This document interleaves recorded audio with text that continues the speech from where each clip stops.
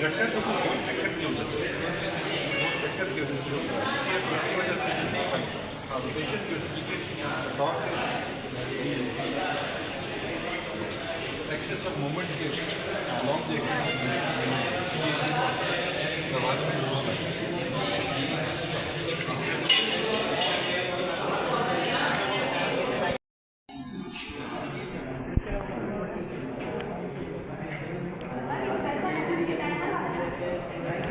ना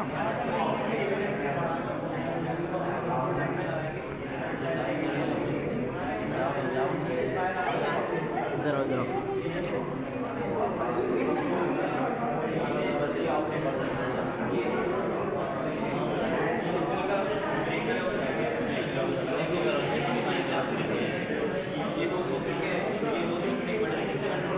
तुम एक्सप्लेन करोगे, तुम एक्सप्लेन करोगे इसको।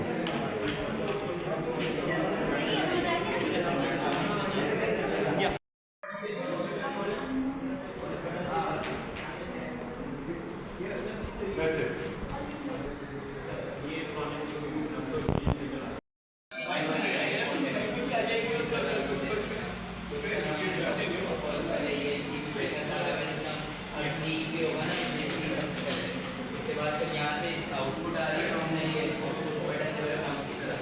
फिर यहाँ से निकल के